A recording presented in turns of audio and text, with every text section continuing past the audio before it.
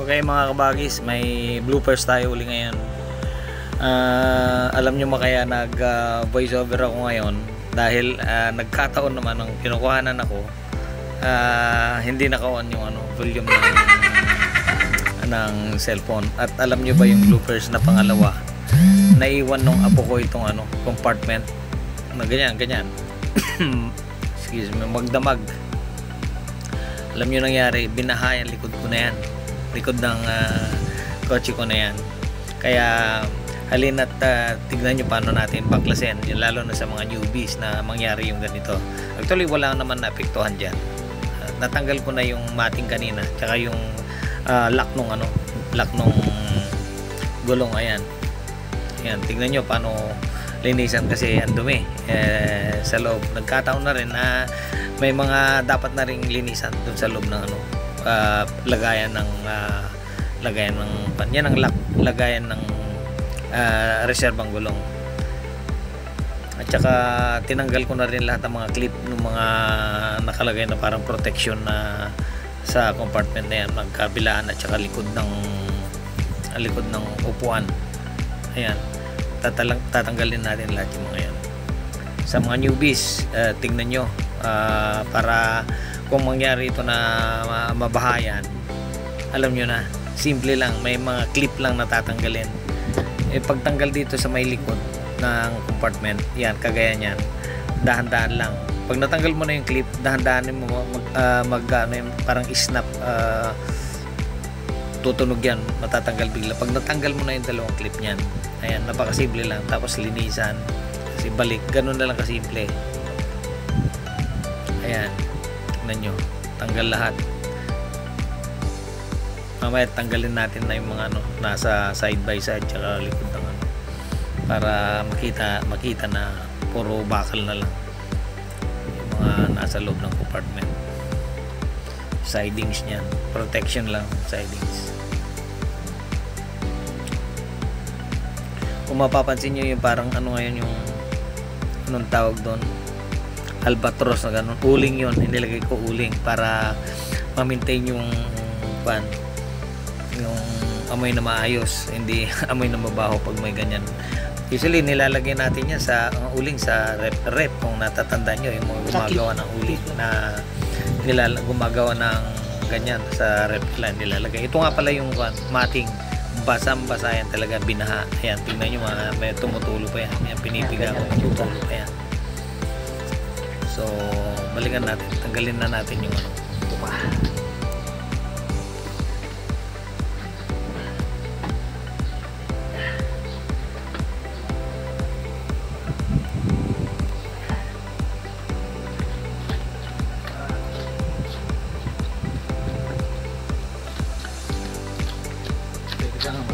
Ito yung klipas, malaki pala.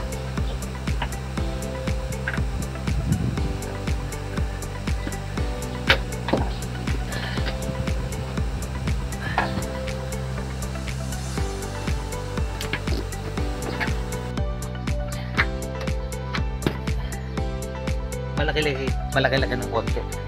Malagyan mo dito.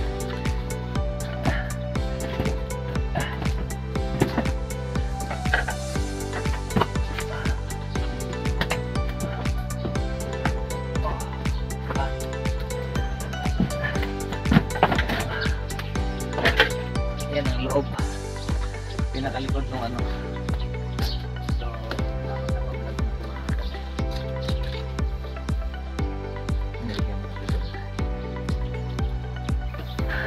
yan pinaka compartment niya pag wala na yung mga burluloy niya.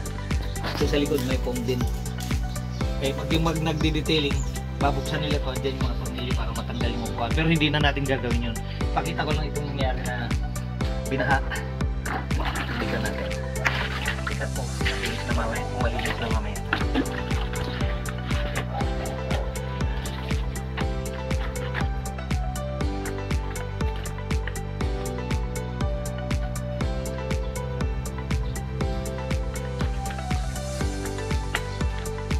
Ito yung drain plug. Drain plug dito. At saka dito. kung umabot yung mabaha rin sa inyo, kaya linisan nyo itong compartment. Dito yung drain plug niya. Okay.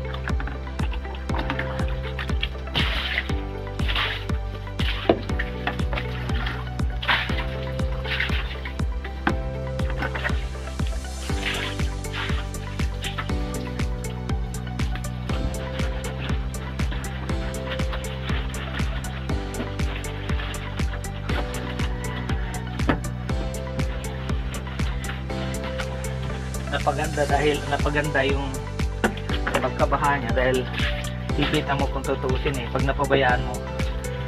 napabayaan kalawang na to, mas malaki ang perwisyo natin pag napabayaan na may kalawang.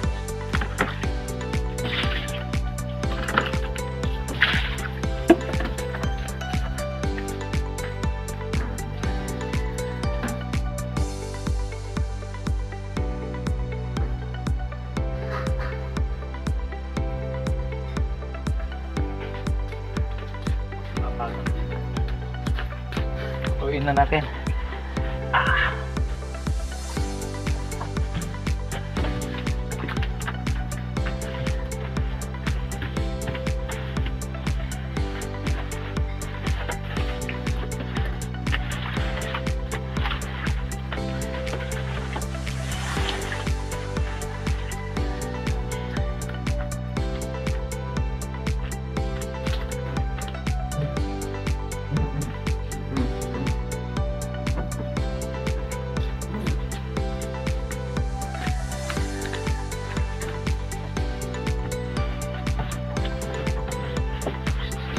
Gagawin.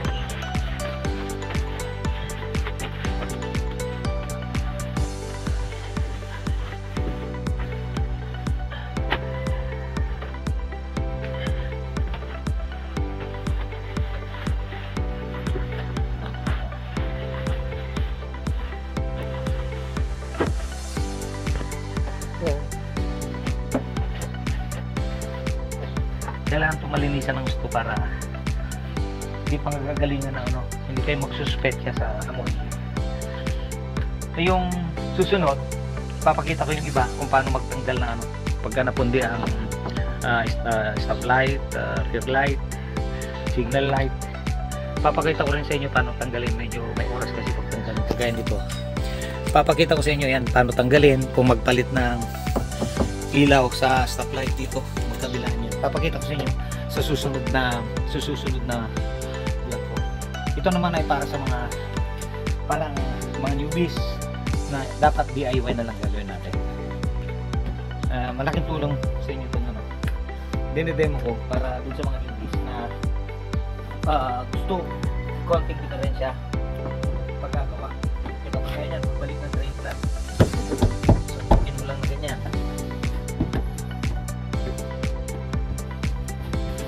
Ito, dalawa yan, dalawa. Okay na. Okay, kung tutusin nga yung drain plug, pwede nang hindi ilagay. Pero since na meron na siya, ibalik natin sa tama. Okay. Ayan.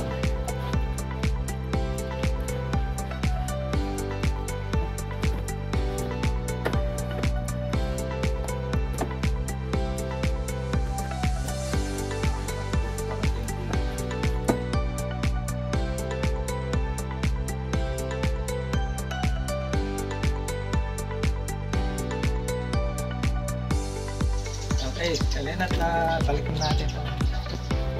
Mga pads na sakyan natin.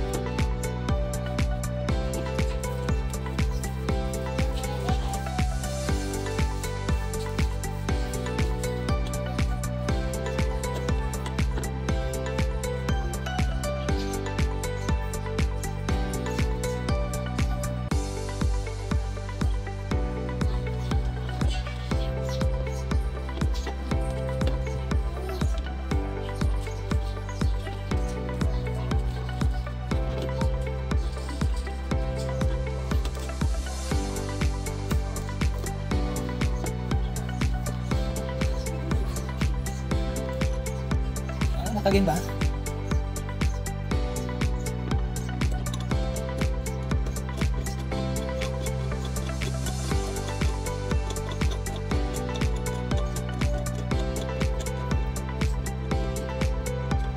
Ew, tayo.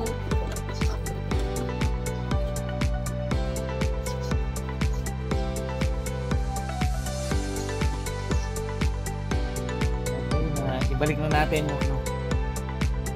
Isa na lang yung pantakip dito. Dito matagal lang matagal, medyo maraming thread. Kailan medyo mahigpit siya para hindi alog-alog pagka tumulog. Kailan mahigpit. Kasi pag hindi mahigpit, alog-alog.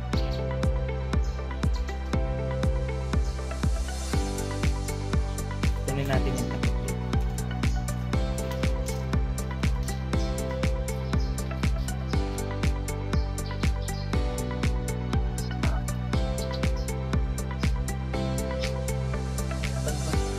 Yung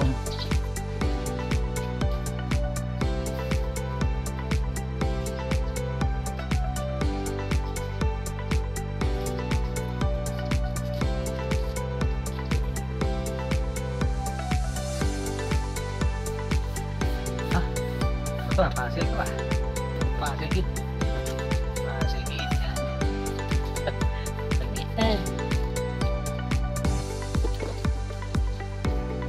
Yun o. Basta.